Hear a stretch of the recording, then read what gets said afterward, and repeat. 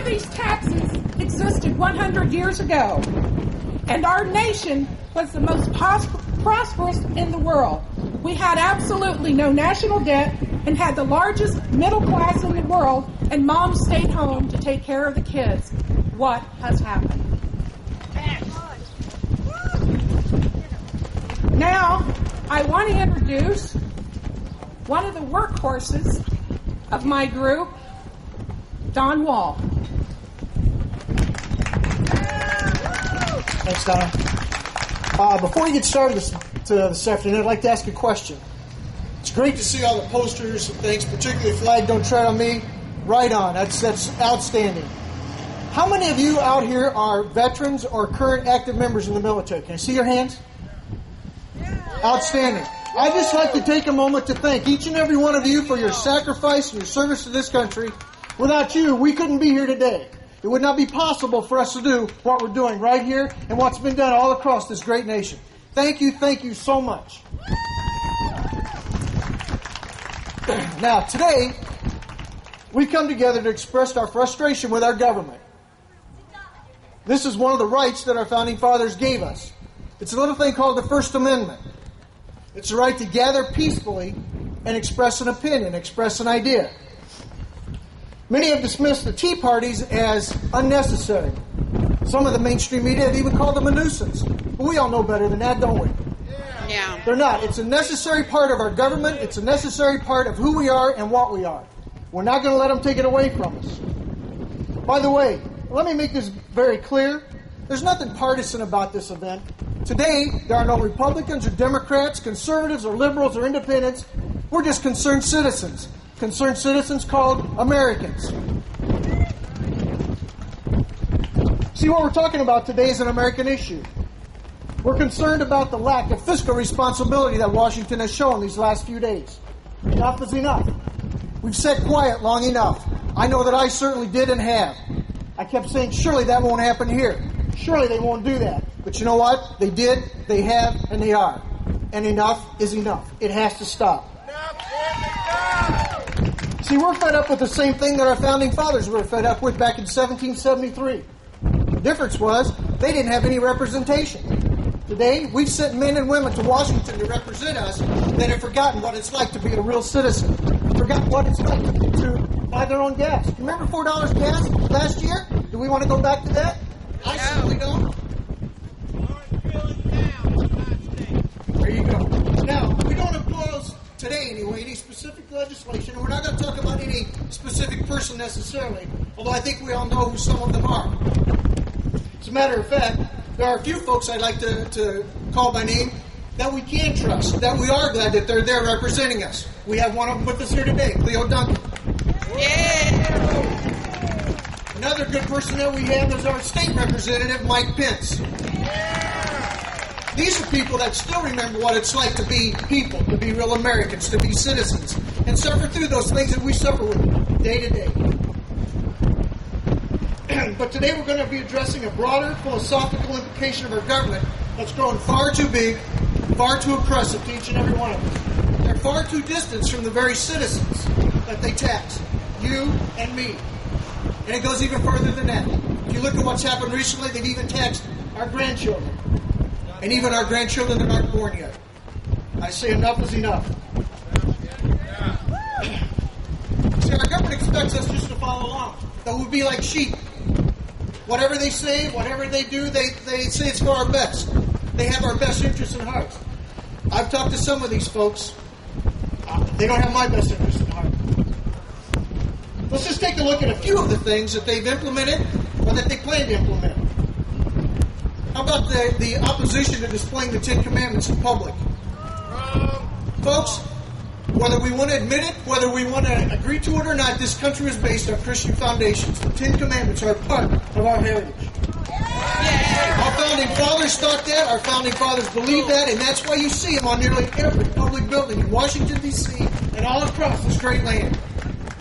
They're trying to take them off the public buildings. That's right. It's got to stop. I say put our pledge allegiance back in. Half the kids here today don't even know what pledge allegiance means. Children, they oppose the children playing on the war on terrorism. By the way, do you realize the war on terrorism is over? This president, this administration, our Homeland Security people say that we don't have a war on terrorism. It's a man-made catastrophe. Catastrophe indeed. But terrorism is terrorism, and that's what we're fighting for today. They have a problem with our Pledge of Allegiance. Why? Because it says one nation under God, which is exactly what we are. One nation under God. They want to take our guns. We'll get to that in just a little bit. That's our Second Amendment. Every opportunity they get, they try and hack away at that particular one. It's got to stop. They don't want us to have our guns because they don't want us to defend our people when we need to That's our right. families. They want to reimpose the so-called fairness doctrine, which will effectively silence TV, radio, and internet critics of them. They assume the blame for nearly all foreign country issues and apologize for the United States' involvement in them. Our veterans saved Europe not once but twice. How dare an American president call Americans arrogant? If he wishes to continue trampling the tradition, presidential tradition, of showing class to the former office holders and trash booths in public, that's his business. So be it. He'll have to answer for that someday. But he should not ever categorize all of us Americans as arrogant.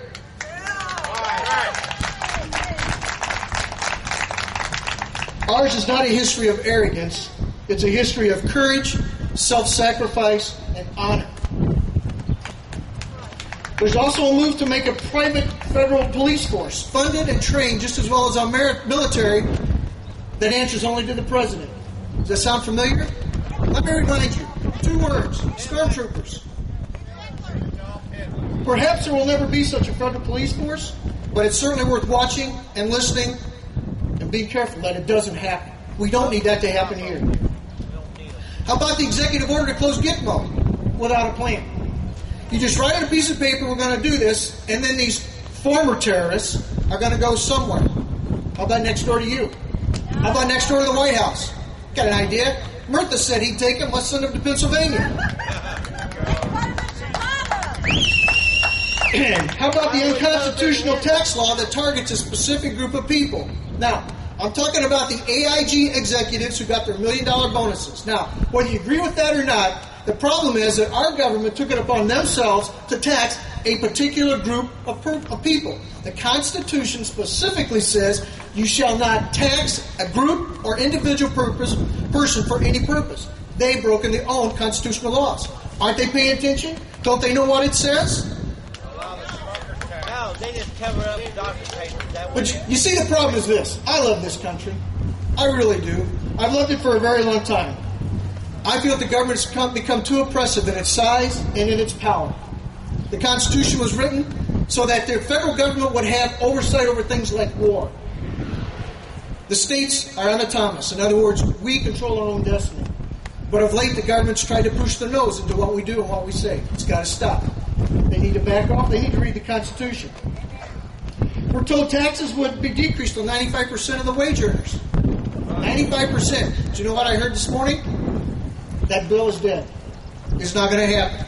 And on top of that, they're looking at raising taxes on everybody now to pay for the programs that have been implemented. Hey! I only live with 245 weeks. You know what? This is a great one too. They're even trying to put taxes on the fluctuations, better known as passing gas, on our farm animals. Our farm animals. So the so-called tax decrease amounts to an increase because it not only is not going to happen, but they're taxing all the businesses. We have some small business people right here in our community that are suffering from that. It's got to stop, folks. Now let's talk briefly about the Constitution. I've mentioned it a couple of times. In reading the Constitution and its amendments, it's apparent that our founding fathers had a much different idea of what the United States would look like than what we actually have today. The Constitution says and means today exactly what it did when it was ratified back in 1787. Very long time ago. But the leadership in Washington says it needs to change. They say that the time for this document has passed. We need to follow a more global approach to our government and our laws. No! I don't know about you, but I don't want the people in Europe or South America dictating what I do, where I can go, what my laws say.